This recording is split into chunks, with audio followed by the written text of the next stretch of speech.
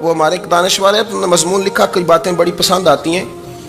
وہ کہتے ہیں کہ میری اہلیہ، ان کو بھی کسی نے مس گائیڈ کر دیا تھا، حالانکہ اچھی خاتون ہے، کسی نے مس گائیڈ کر دیا.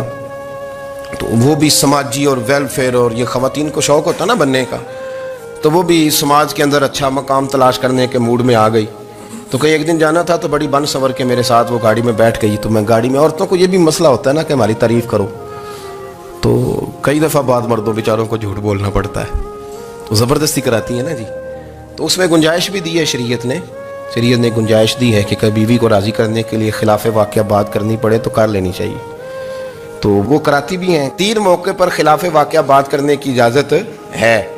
واقعے کے خلاف بھی آپ بات کر سکتے ہیں. جنگ کے موقع پر 2 لوگوں کو صلح کرانے کے لیے اور بیوی کو راضی کرنے کے لیے کر لیں کوئی ایسی بات، بے شک اپنی طبیعت پہ جبر کر کے کر لیں، گنجائش ہے، اجازت ہے. تو وہ کہتے ہیں جب وہ گاڑی میں میرے ساتھ بیٹھی بن سور کے، تو وہ تقاضا کرنے لگی کہ میں نے بڑے اچھے کپڑے پہنے ہیں پر آپ نے توجہ نہیں کرائی. وہ سیاںا بندہ تھا، وہ چاہ رہا تھا کہ میری خاتون سمجھ جائیں. وہ کہتے ہیں مجھے پتہ تھا کہ بیچاری مس گائیڈ ہو گئی ہے، دل کی بڑی اچھی ہے، سیاਣੀ ہے، لیکن اس کو کچھ خواتین نے، کچھ لوگوں نے مل کے اس کو ذہن غلط کر دیا ہے کہ سماج میں نکلو، باہر جاؤ، کام کرو، فلاں کرو، اپنی مرضی سے جیو. تو میرے ساتھ گاڑی میں بیٹھی کہیں جانے کے لیے، تو مجھ سے کہنے لگی کہ آپ نے میری طرف توجہ ہی نہیں کی، آپ نے کوئی ذکر ہی نہیں کیا کہ میں کیسی لگ رہی ہوں. تو وہ کہتے ہیں میں نے اسے کہا کہ اگر تو ناراض نہ ہو تو پھر میں صحیح والی تعریف کر دوں. تو اس نے کہا کہ آپ کر دیں. تو کہتے ہیں میں نے درد سے اور خلوص سے اپنی بیوی سے کہا، خلوص کے ساتھ میں نے کہا میں تو روز گھر ہوتا ہوں، روز شام کو گھر ہوتا ہوں، اگر تو میرے لیے تیار ہوتی تو میں تیری تعریف کرتا، لیکن آج تو باہر جانے کے لیے تیار ہوئی ہے، تو پھر ان سے تعریف کی امید رکھ جن کے لیے تو نے تیاری کی ہے. میرے لیے تیاری کرتی تو میں تو ہر شام تیرے پاس ہوتا ہوں. کہتے وہ میرے لفظوں میں درد تھا تو وہ بھی رو پڑی. اور کہنے لگی آپ گاڑی روک دیں، مجھے باہر جا کے کسی کو راضی نہیں کرنا، میں نے اسے راضی کرنا ہے جس کو رب کریم نے میرا شوہر بنایا ہے اور میرے لیے منتخب کیا ہے میرے ماں باپ کو. میں واپس لوٹتی ہوں. یہ ایک پہلو ہے سلگتا ہوا، اس کو سمجھا جائے. عورت کو ویسے بھی قابو کرنا بڑا آسان ہوتا ہے. اعلیٰ حضرت بریلوی رحمۃ اللہ علیہ فرماتے ہیں بیٹیاں نازک شیشیاں ہوتی ہیں، ان کو تو ذرا سی چوٹ لگے تو ٹوٹ جاتی ہیں.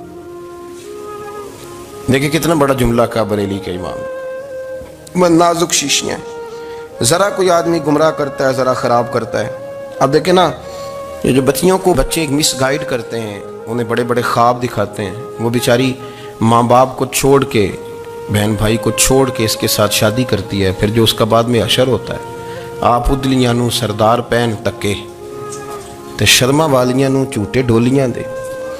پھر وہ بیچاری ماں باپ رکھتے نہیں، وہ ظلم کرتا ہے، تو کتنی بڑی تکلیف میں وہ بچی آ جاتی. نازک شیشی ہوتی ہے نا تو ٹوٹ جاتی.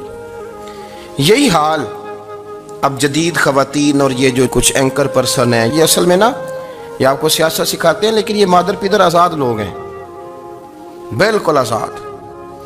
یہ تو علماء شور نہ کریں، بات نہ کریں، گفتگو نہ کریں، مشائخ بات نہ کریں، اور یہ جو کچھ سنجیدہ اور دینی طبقہ ہے یہ کچھ شور نہ کرے، یہ تو روڈوں پہ ننگے ہو کے آ جائیں معاذ اللہ.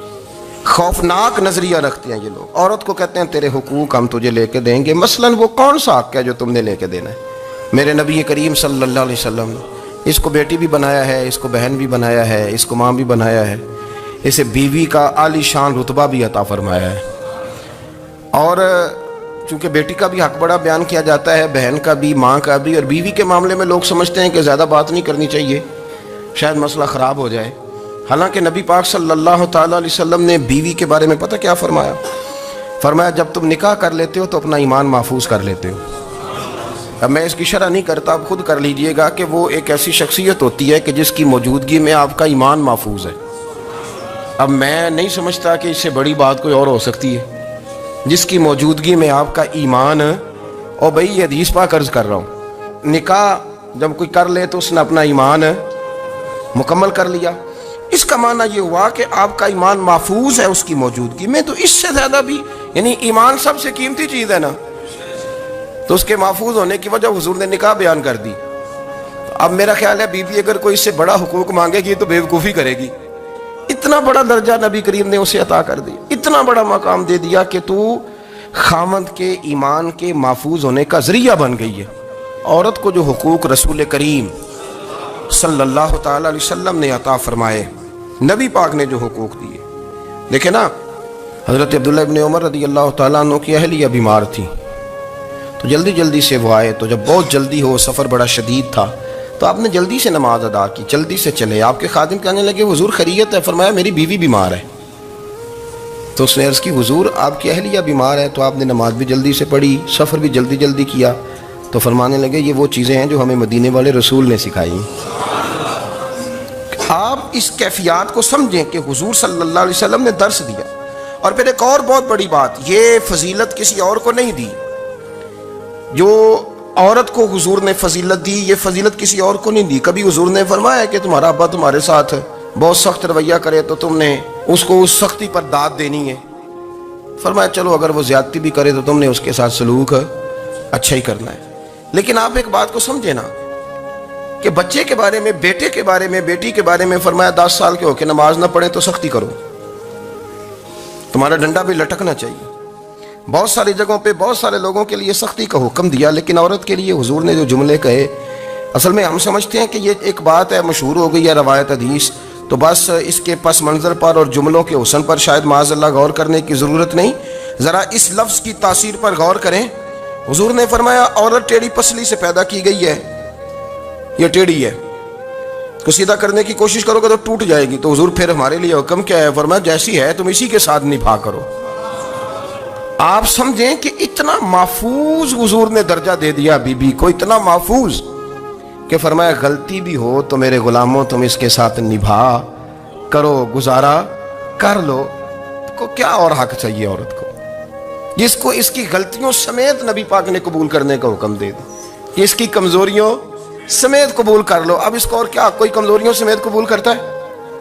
کبھی آپ دکان پہ بیٹھے ہو تو آپ کہیں بھی اس میں یہ بھی غلطی، میرے مال میں یہ بھی کمزوری ہے، یہ بھی کمزوری ہے، یہ بھی کمزوری ہے، تو کر لے قبول. کرتا ہے کوئی؟ کوئی شخص ایسا ہو جو کسی چیز کی کمزوریاں بیان کر کے کہ اسے قبول کرو؟ پر رسول کریم صلی اللہ تعالی علیہ وسلم نے نا ہمیں سبق دیا، حضور نے ہمیں درس دیا، نبی پاک نے ہمیں پیغام دیا. فرمایا یہ ٹیڑھی ہے، سیدھی کرنے کی کوشش کرو گے تو بیچاری ٹوٹ جائے گی، تو اس کے ساتھ نبھا کر جاؤ. آپ میری بات کو سمجھیے گا. چلیں میں اس پر ایک اور بخاری مسلم کی حدیث پڑھتا ہوں. حضرت سلمان فارسی رضی اللہ تعالیٰ عنہ اور حضرت ابو دردہ کے درمیان بھائی چارہ تھا. مکے سے مدینے جب لوگ آئے تو حضور نے بھائی بھائی بنایا تھا. ان کے درمیان بھائی چارہ تھا تو ابھی پردے کی آیات نازل نہیں ہوئی تھی، تو لوگ ایک دوسرے کی طرف جاتے تھے. حضرت سلمان فارسی رضی اللہ تعالیٰ عنہ حضرت ابو دردہ رضی اللہ تعالیٰ عنہ کے گھر میں تشریف لے گئے تو دیکھا کہ ان کی بیوی بڑی غمگین بیٹھی. تو ہم نے فرمایا بہن کیا ہوا؟ تو کہنے لگی تمہارے بھائی کو دلچسپی کوئی نہیں رہی، ہر روز روزہ رکھ لیتا ہے اور ساری رات نفل پڑھتا ہے. حضرت سلمان فارسی کہنے لگے ٹھیک ہے کر لیتے ہیں بندوبست. نماز دین ہے کہ نہیں؟ دین ہے نا یہ چیزیں. لیکن حضرت سلمان فارسی جناب ابو دردہ سے کہنے لگے آج میں نے تیرے گھر میں رہنا رات کو، کیونکہ وہ تو ساری رات نماز پڑھتے تھے، نفل پڑھتے تھے. انہوں نے کہا ٹھیک ہے. ایک بستر لا کے بچھا دیا حضرت سلمان فارسی کے لیے. سلمان فارسی فرمانے لگے دوسرا بھی لا. کہا وہ کیا کرنا ہے؟ فرمانے لگے تو نے بھی سونا ہے، میں نے بھی سونا ہے، تو نے بھی سونا ہے. عشاء پڑھیں گے اور پھر دونوں سوئیں گے. کہا میں نے تو نماز پڑھنی ہے. فرمایا تہجد کے وقت اٹھ کے پڑھیں گے، اللہ کے رسول بھی رات آخری حصے میں جا کے نماز پڑھتے. ادھر ساتھ سلا لیا. وہ تھوڑی کو دیر سوئے، اب عادت تھی ساری رات اٹھنے کی، ذرا اٹھنے لگے بستر سے. تو حضرت سلمان فارسی فرمایا چپ کر کے سو جا، وہ بڑی رات پڑی ہوئی، چپ کر کے سو جا. وہ لیٹ گئے، پھر اٹھنے لگے تو فرمایا سو جا چپ کر کے، بڑا ٹائم ہے. سحری کے وقت اٹھے، نفل پڑھے. ان کا ارادہ تھا روزہ رکھنے کا. تو فرمانے لگے کل رکھا تھا نا نفلی روزہ؟ جی رکھا تھا. پرسوں بھی رکھا تھا، ترسوں بھی رکھا تھا. فرمایا آج نہیں رکھنا، آج میں تیرا مہمان ہوں، سارا دن کٹھے مل کے روٹیاں کھائیں گے، آج نہیں روزہ رکھنا. سلا دیا. اب حضرت ابو دردہ رضی اللہ تعالیٰ عنہ کہہ تو کچھ نہ سکے، پر کہنے لگے سلمان تم پتہ تم کیا کر رہے ہو؟ نہ تم نے مجھے رات اٹھ کے زیادہ نفل پڑھنے دیے، سویرے روزہ نہیں رکھنے دیا. تو حضرت سلمان فارسی کہنے لگے کوئی لمبی بات تو نہیں نا؟ چلتے ہیں نا ابھی فجر میں مسجد نبوی میں، تو نبی پاک کو بتاتے ہیں. سرکار دو عالم علیہ السلام کی خدمت میں تو اپنی بات کرنا، میں اپنی کروں گا. حضور نتیجے کا اعلان فرما دیں گے، بات طے ہو جائے گی. حاضر خدمت ہوئے، عرض کی یا رسول اللہ صلی اللہ تعالیٰ علیہ وسلم یہ ساری رات نفل پڑھتے ہیں، ہر روز روزہ رکھتے ہیں، ان کی اہلیہ غمگین بیٹھی ہیں، حکم فرمائیں. تو نبی پاک صلی اللہ علیہ وسلم نے فرمایا پھر ہوا کیا؟ یا رسول اللہ میں نے رات سلایا ہے، سحری میں اٹھایا ہے، سویرے روزہ نہیں رکھنے دیا. نبی پاک نے فرمایا سلمان فارسی نے ٹھیک کیا ہے.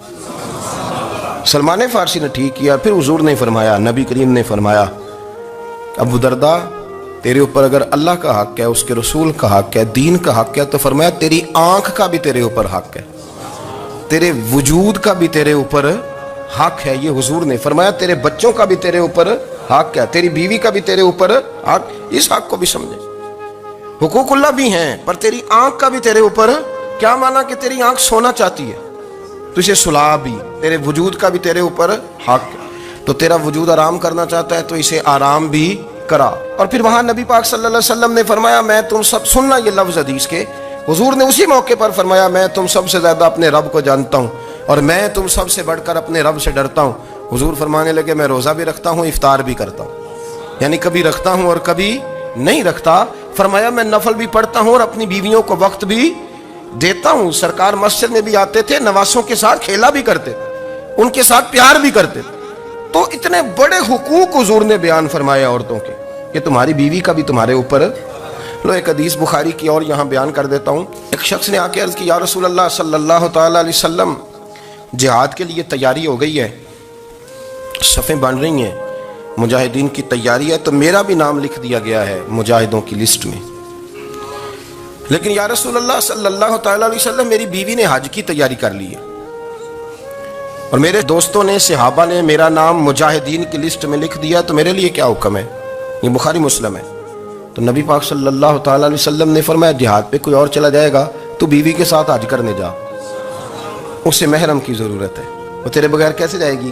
مجاہدین کو تو اور مجاہد مل جائے گا, پر تو اپنی بیوی کے ساتھ جانا.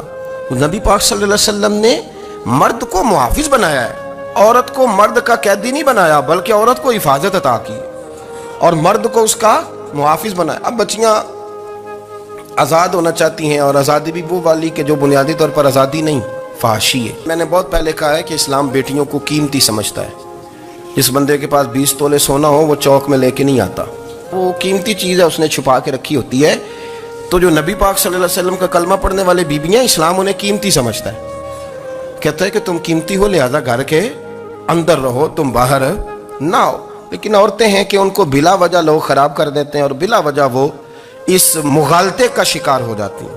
اب آگے بڑھتے ہیں. قرآن مجید نے سورہ نور کی آیت نمبر 30 میں کہا کہ کل للمؤمنین یغضوا من ابصارہم, فرمایا کہ اے محبوب علیہ السلام, مومن مردوں سے کہہ دو کہ اپنی نظریں جھکا کے رکھیں, اپنی نظریں.